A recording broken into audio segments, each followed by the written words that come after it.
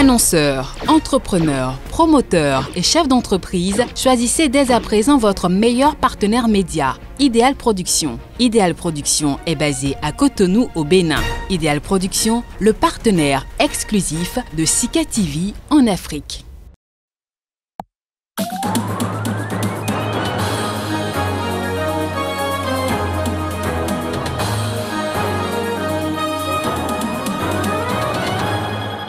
Au sommaire de cette édition au Niger, Oumarou Dogari Moumouni, un proche de l'opposant Ama Amadou, a été élu ce mercredi maire de la ville de Niamey.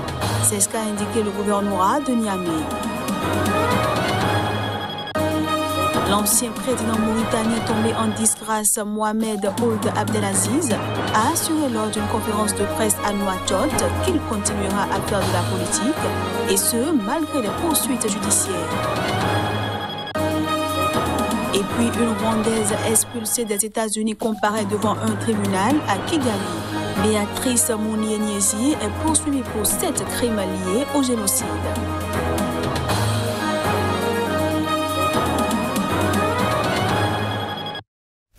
Voilà pour les titres. Bienvenue à tous.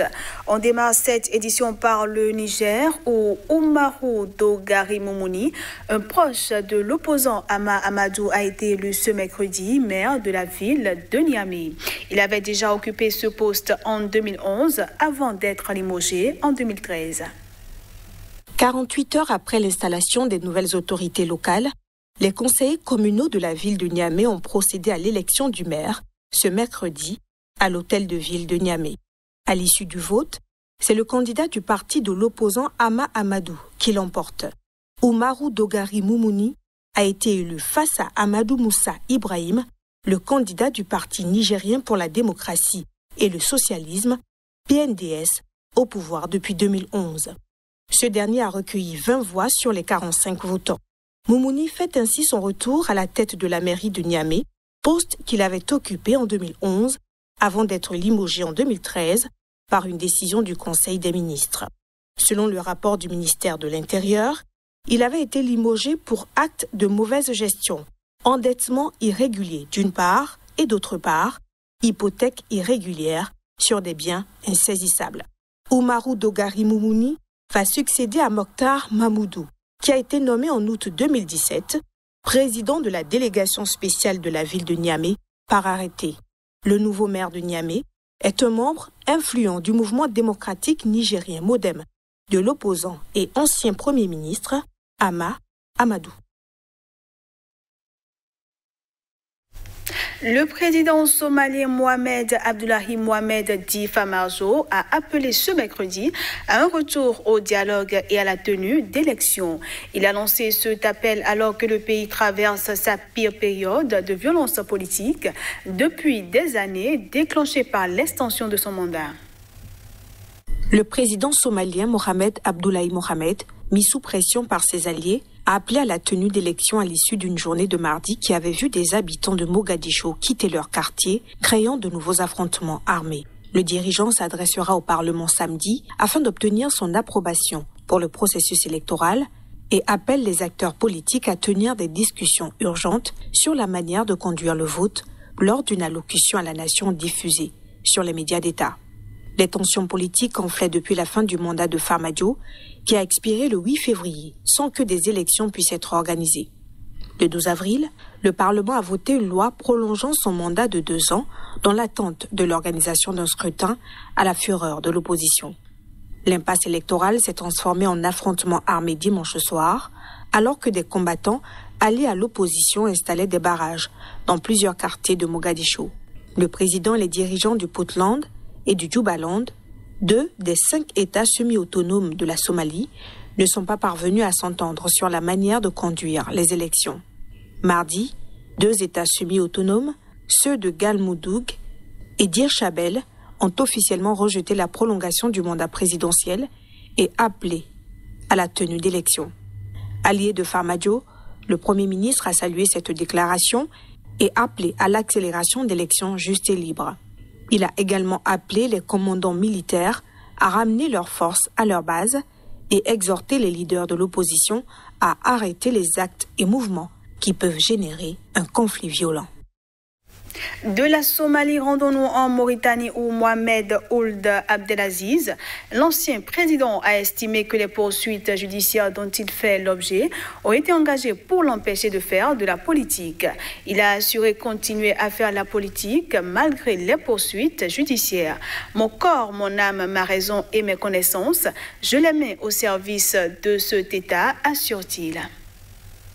L'ex-président mauritanien tombé en disgrâce, Mohamed Ould Abdelaziz, a intégré vendredi un parti d'opposition, le Riba National, et appelé ses partisans à le rejoindre pour continuer l'œuvre entamée pendant ses 11 années au pouvoir. L'annonce de ce ralliement, synonyme de retour sur scène politique de Aziz, a été faite dans la soirée lors d'une conférence de presse par le président de cette formation non représenté au Parlement, le militant des droits de l'homme Saad Ould Louleid. Il dénonçait également la faillite du pouvoir et de ses acolytes, s'en prenant aussi bien à la majorité qu'au parti d'opposition. Tous les moyens matériels et humains ont été utilisés pour viser arbitrairement. L'unique raison à cela, c'est de m'empêcher de faire la politique.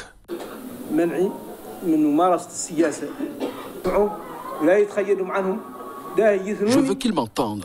Il ne faut pas qu'ils pensent qu'ils peuvent me faire plier et me détourner de ce qui pourrait être dans l'intérêt de ce peuple. Mon corps, mon âme, ma raison et mes connaissances, je les mets au service de cet État. Et je ne partirai pas ni au Sénégal, ni au Mali, ni au Maroc, ni en Algérie, ni dans un quelconque autre pays, et ni en France.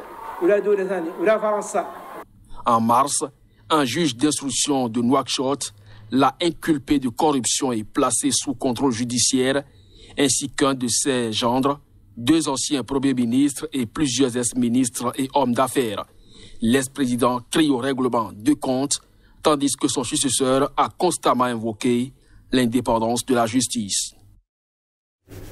Le président sud-africain était devant la commission anticorruption ce mercredi.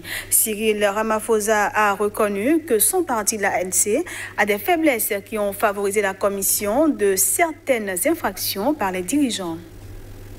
Cyril Ramaphosa, le président sud-africain, mais aussi celui du parti historique au pouvoir, l'ANC, a reconnu mercredi que son parti aurait pu contrer davantage la corruption rampante sous son prédécesseur Jacob Zuma, élu en 2018 sur des promesses de lutte contre ce fléau après le départ de Zuma, croulant sous les scandales. L'oncle Cyril, comme il est surnommé, en raison de sa simplicité et sa bonne volonté apparente, a exprimé des regrets devant une commission consultative qui enquête sur la corruption pendant cette période de 2009 à 2018. Lors de cette audition attendue, le président a affirmé que la corruption avait abîmé les valeurs constitutionnelles et sapé l'état de droit. Nous reconnaissons tous que l'organisation, l'ANC, aurait pu et dû faire davantage pour empêcher l'abus de pouvoir et le détournement des ressources qui ont défini cette période de capture de l'État. En particulier au cours de la période étudiée par cette commission, l'ANC reconnaît avoir commis des erreurs, comme nous l'avons admis lors de nos différentes conférences, des erreurs dans l'exécution du mandat qui lui a été confié par les électeurs.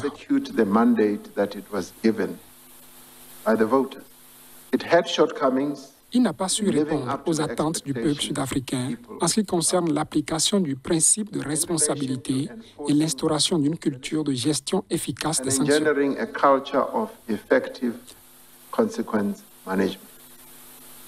Depuis 2 ans, la Commission a entendu des dizaines de ministres ou ex-ministres, élus, hommes d'affaires ou fonctionnaires qui ont déballé au grand jour le linge sale de l'ère Zuma.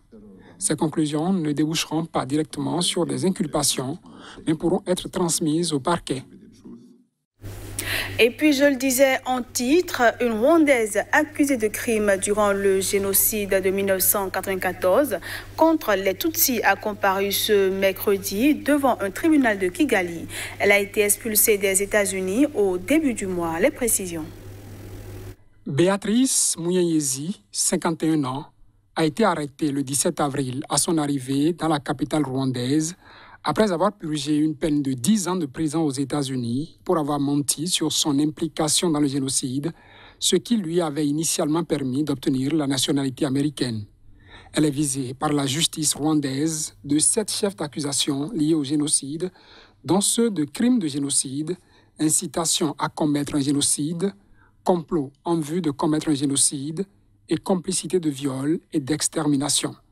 Sa comparution mercredi a été brève, son avocat ayant obtenu un ajournement au 5 mai afin d'avoir plus de temps pour préparer sa défense. It is because I didn't have enough of time to prepare the case. Je n'ai pas eu assez de temps pour préparer le dossier car il était impossible de voir la cliente. Ils nous ont donné que 20 minutes hier soir et nous n'avions pas le dossier. Evening, they gave us only 20 minutes and we didn't have the file.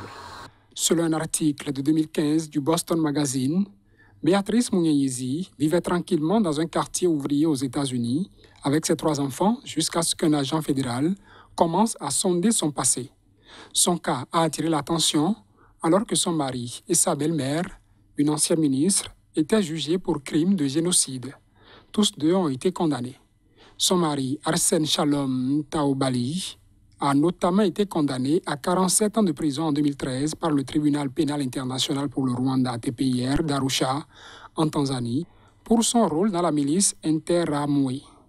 Les investigations ont montré que Béatrice Munyenyezi, surnommée la commandante, supervisait un barrage routier où elle identifiait les Tutsis et les faisait tuer et encourageait également les extrémistes Hutus à violer les femmes, y compris dans un cas, une religieuse.